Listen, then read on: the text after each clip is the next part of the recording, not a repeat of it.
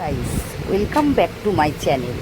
আজকে আমি authentic Bengali fish curry recipe নিয়ে চলে আসলাম। প্রথমে আমি 7টা কাতলা মাছকে নুন হলুদ মাখিয়ে নিলাম। এবার 5 মিনিট ওকে থেকে 5 মিনিট রেখে দেবো। রেখে তারপরেই কড়াতে গরম তেল বসিয়েছি। এদিকে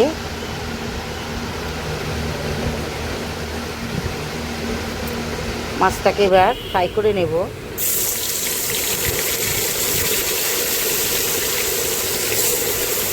এখানে আমি কাতলা মাছ নিয়েছি।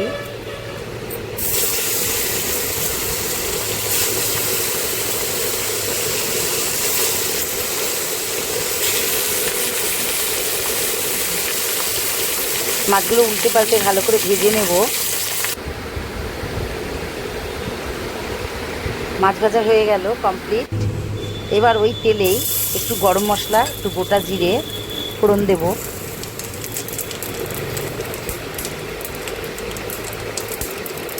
তারপরে এই যে একটা নিউ মশলা বানিয়েছি, সেটা পুরো ভিডিওটা না দেখলে বুঝতে পারবেন না আমি কী মশলা বানিয়েছি। এটা সেই মশলাটা দিয়ে দিলাম। হলুদ দেব, কাঁচা লঙ্কা বাটা দেব, সামান্য একটু জল দেব, দিয়ে কষবো।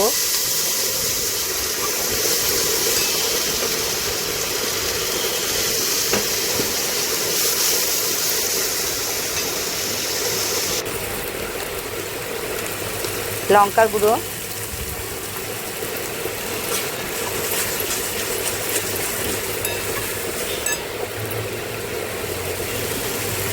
লবণ দেব,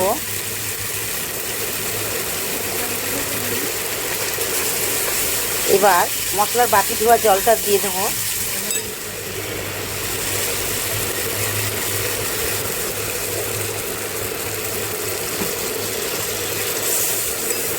বাড়িতে এরকম করে মাছ বানিয়ে খাবেন, ভালো কি সুন্দর হয়েছিল।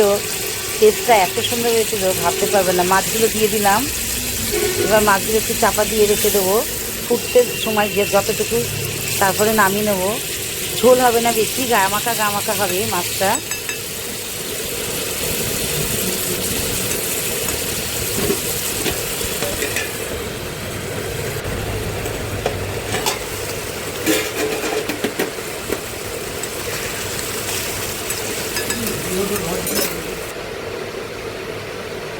এবার এই নিউ মশলাটা বানিয়েছি কী করে দেখে নিন।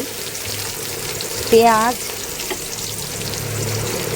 আদা, রসুন, একটু সামান্য লবণ দিয়ে, টমেটোগুলো দিয়ে পুরোটা ফ্রাই করব।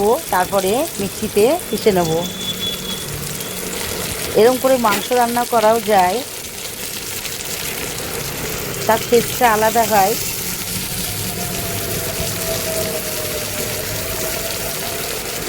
আমরা তো সবাই কাঁচা বেটে রান্না করি, কিন্তু আমি এটা ফ্রাই করে বেটে তবে রান্না করছি।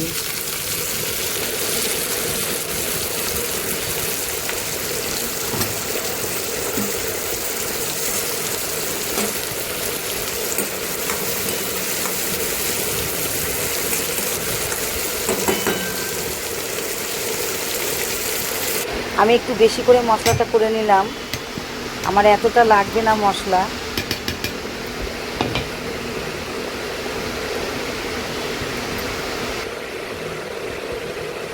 ভিডিওটি ভালো